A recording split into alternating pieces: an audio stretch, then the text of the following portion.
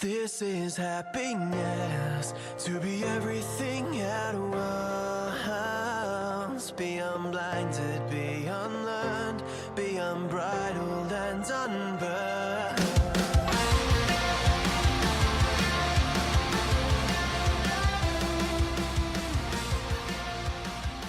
Hey guys, welcome back to a brand new episode of Mood Prep. My name is Dave Nixon, and today I'm going to go through and break down the Enneagram a bit today.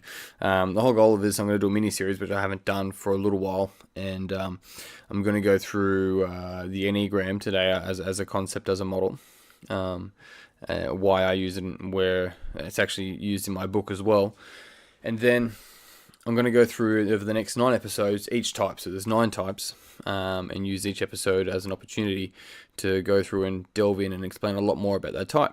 So the book that I'm writing, Minding Yourself, which you can pre-order on Amazon or the Book Depository, by the way, goes through and has these 3 areas of what I call the health IQ map, right? And so the health IQ map is basically the 3 areas that the components that make up our health IQ, which is to get a better understanding of how food, movement, and our thoughts affect our life. And so one of those areas, so we move mind and mouth. The mind part was going, initially it was like, how do I help people establish the ability to get a better mindset? Like, what is it going to be? Like, how do I even measure that, let alone how do we actually go into that? And since developing the health IQ map and going over the last couple of years, I've found a couple of different models, developmental models, that allow us to actually start measuring where people are at. But the Enneagram's a really good model. It's a tool, right? It's not the be-all and end-all by any fucking stretch of the imagination, but it is simply a tool, and it's a great developmental tool, because what we see within the Enneagram, which is similar to a personality type indicator, is a horizontal and a vertical model. Now, a horizontal model means that here are all the different types. None better, none worse. They're just the different types that we see. And so that makes a lot of people happy, because it means that no one is better than anyone else. The interesting thing around the Enneagram is that it also then becomes a vertical model. And what it shows is nine levels of healthiness, or 9 levels of integration, disintegration, basically. And because that we ourselves are very fluid and dynamic beings, and we're constantly growing, evolving, and changing and shifting, and our days can add different stresses and also have different wins or whatever, we ourselves are extremely dynamic. So it shows this like compatibility to move freely between some different types throughout the day or throughout our life. And as we grow and mature, and the more self-work and personal development that we do, it allows us to move even further forward towards what they call in the Enneagram, and I would align with that, essence. People might call it spirit or soul, or oneness, maybe, something along those lines. I simply call it essence, as in like my true essence, without the egoic structures, without the egoic frames, without all the bullshit limiting beliefs that I had developed from my youth that helped me build conditional esteem or conditional confidence or conditional happiness or conditional love. Without any of that shit, my true essence as a human being showing up in this moment right now. And so that's what I mean when I talk about that. That's what I mean when I talk about moving towards being true, being honest, and being your self. The self, S-E-L-F, is simply just the other word for essence, right? The self is the being without the egoic structures. And sometimes we fall into a trap of thinking that ego is like thinking I'm better than someone else, or maybe it's thinking that I deserve more, or that I'm not humble or something. But even what we need to see is that egoic structures are really normal things that allow us to gel into society. It's not a good or bad thing. In calling them good or bad is very egoic. It's simply looking at it and going, they're just structures that we learnt that helped us deal with reality. A lot of the time, as you may have heard me mention before, they tie into our persona, hence our personality. And our persona is simply a mask. So this is why I say that we don't have a personality, we do a personality.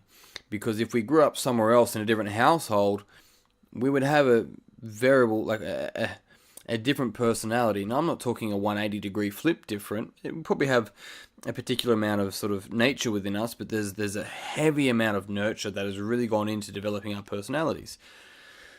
And so the idea of the Enneagram with the vertical model is that it allows us to move towards true essence, which is the openness, the love, the connectedness, the oneness of our true being, without the egoic structures getting in the way of that. Whether that be, it could be a whole range of things. The list is endless. So that's the reason why, in a nutshell, or a 5-minute podcast,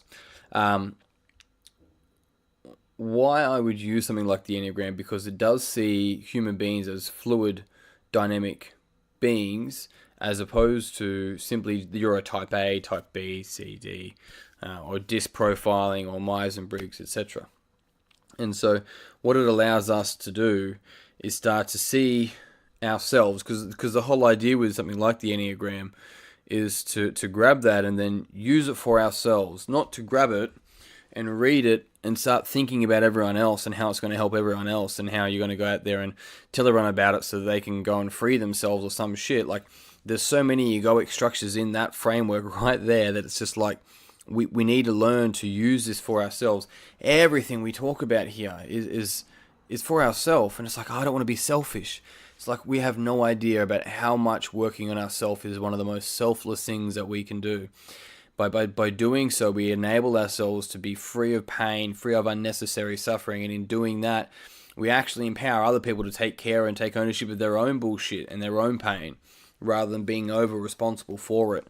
You know, it's really bittersweet, but it's not. It's just utterly beautiful, really. And so the Enneagram is a perfect step for that. And I've used it for the Health IQ map because it allows us to start seeing the levels of healthiness, right? And so the different types, there's 9. We'll start at 1. People go, well, of course you start at 1, but actually, because there's a head, heart, and gut types, right? So body types or feeling types, or thinking types. And so often people will start at 2, because 8, 9, and 1 are all body types. But either way, let's start at 1. So 1's the reformer, 2's the helper, 3's the achiever, type 4 is the individualist, type 5 is the investigator, type 6 is the loyalist, type 7's the enthusiast, type 8's the challenger, and type 9's the peacemaker. Now, each one of these has a path of integration, so healthiness, how that person would probably act when they've done a fair amount of developmental work and self-work, and they're in a place of security. And also they have a path of disintegration, which leads often to another number and particular traits, and that's what that person may do and may lean into based on stress and feeling unsafe. And so when we can look at it like that, it's not about going, this is a lower or a higher individual. It's like, this person has done X amount of work on themselves and they've faced their demons. They've done some courageous inner work. And because of that, people go, it's really courageous. It's like, fuck yeah, it is. Majority of the world throughout time has avoided it. So fuck yeah, it is. Right? And so our ability to continually chip away at that and see that and have this continual process unfolding towards our own true essence is not a selfish fucking endeavor. It is one of the most selfless things that you can do for those around you and for yourself, right? So looking at these 3, 6, and 9, 1, 2, 3, 4, 5, 6, 7, 8, 9 levels, there's 3 sets of 3. The top 3, levels 1, 2, and 3 for each type is the healthiest levels, right? The most essence, the least amount of egoic structures. We then have 4, 5, and 6, which is the average levels. Now, this is where you'll probably catch most people. Most people you deal with day to day are going to be somewhere between there. The interesting thing to take into account is that we're going to have a bandwidth. So we might have the ability to reach a peak stake at maybe a level 3 or level 2, but then we're also going to then fall back to something like a 5, potentially under stress, right? And it's all contextual. And so the more work we do, the more we can free ourselves of the bullshit that keeps us pinned to lower numbers. And so this is the beauty of something like this, because it gives us not just an understanding of maybe some of the personality traits that we lean into or do, but also how to free ourselves from the egoic structures that make us cling and hold on to these states and these traits that fucking hold us back to the past rather than living in the present moment. If you haven't already, the Enneagram to do would be called the Raheti one, R-H-E-T-I. It's a 40-minute test. It'll cost you like $12 or $14, depending which country you're in. And, it'll help you get the most out of the next few podcasts as well. I'll put it in the group again this week coming, the Facebook group that is Mood Prep Online. So if you're not there yet, jump on Facebook, search Mood Prep Online, and you'll see the post, but join the conversation. But the most important thing to take out of this is understanding that this allows us, like I was talking about with the Health IQ map, is to start to measure our own developmental work, right? There's other models, such as the Wilbur Coombs lattice, or Claire Graves' spiral dynamics that talk about levels of consciousness. Both of those do, and these are both really valid and interesting models as well that I highly recommend looking into. But the Enneagram's a good model for this because it shows us our different traits that we may lean into based on stress and security, and then it shows how we can move forward in developmental parts of our own life to further enhance our experience of our life. And that's why it's beautiful, and that's why I use it.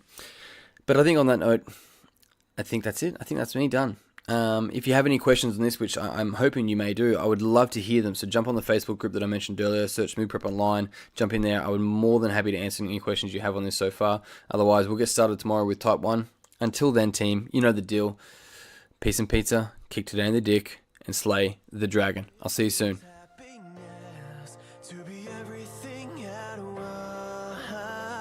once. Be unblinded, be unlearned, be unbridled and unburned.